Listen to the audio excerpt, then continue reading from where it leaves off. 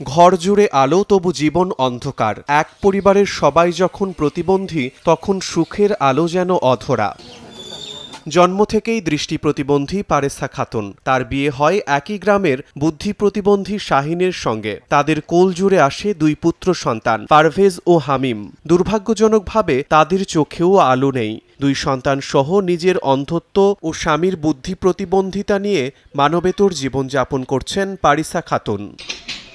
আত্মীয় স্বজনদের সহযোগিতায় সাধ্যমতো চেষ্টা করেও আলো ফেরাতে পারেননি তাদের দুই সন্তানের চোখে। পারভেজের বয়স এখন 10 বছর, হামিমের 7। স্বামীর সামান্য আয় আর প্রতিবেশীদের সহযোগিতায় চুলায় আগুন জ্বলে এই পরিবারের। নিজে তো দিনপত্র এলি যাচ্ছে, সন্তানের কিভাবে যাবে না যাবে সেটি তো সব সময় জন্য হয়, কিন্তু ছেলের বাপ তো কিছুই বোঝে না। নিজের তো সবসময় হয়, যার আল্লাহর কাছে চাই যে আল্লাহ আমার ছেলে দুটো মাথার ব্রেনটুক ভালো দিলে আমি মাদ্রাসায় ভর্তি করে দিতে চাই, যে বয়স বেশি হবে আমি তখন দিয়ে দেবো।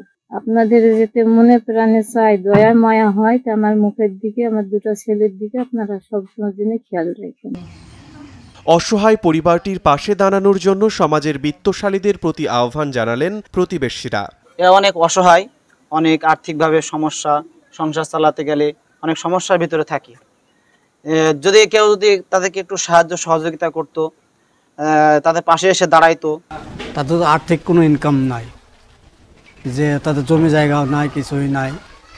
তারাই সরকারের অনুদান যা দেয় মানে তাই খাওয়া দাওয়া করে, আর মাঝে মাঝে কাটু কাজ বাজ করে ছেলেটা, তাছাড়া আর কেউ কাজ মাজ করে না।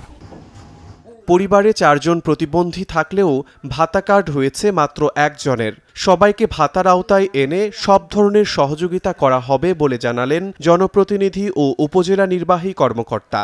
আমার জানামতে তাদের পরিবারে প্রতিবন্ধী ভাতা আছে। আমি একাধিকবার পারিবারিক বেগমকে জিজ্ঞেস করেছি, সে বলছে আমরা ভাতা পাই। সেক্ষেত্রে যেহেতু আপনারা এটা আমার দৃষ্টিতে দিয়েছেন, আমি খোঁজ নেব, নিয়ে যদি ভাতা না পাই, আপনারা জানেন যে সরকার 100% প্রতিবন্ধী ভাতা সরকার 100% অর্থাৎ শতভাগ প্রদান করেছে আমাদের। সুতরাং তাদের সরকারি এই ভাতা দিতে আমাদের কোনো সমস্যা নেই। আমি খোঁজ নেব, যদি কেউ না পায় তাহলে অবশ্যই আমি তাদের এই ভাতার আওতাভুক্ত করার জন্য ব্যবস্থা গ্রহণ করব। পারিসা বেগম সম্বন্ধে আমরা জানতে পেরেছি তার ফ্যামিলিতে সে এবং তার 2টি সন্তান 3 জনই দৃষ্টি প্রতিবন্ধী, এবং তার যে স্বামী রয়েছেন তিনি বুদ্ধি প্রতিবন্ধী। তো এই বিষয়ে আমরা জানতে পেরেছি যে তারা মানবিক অবস্থায় রয়েছেন। আমরা উপজেলা প্রশাসনের পক্ষ থেকে তাদের ব্যাপারে প্রতিবন্ধী ভাতা সহ তাদের শিক্ষার ক্ষেত্রে, বাচ্চাদের শিক্ষার ক্ষেত্রে আমরা যে সকল প্রয়োজনীয় ব্যবস্থা নেওয়া লাগবে আমরা সেই বিষয়ে সর্বত্র সাহায্য করব। পারিসা খাতুন মেহেরপুরের গাংনী উপজেলার কাজীপুর ইউনিয়নের ভবানীপুর গ্রামের বাসিন্দা। সময় সংবাদ, মেহেরপুর।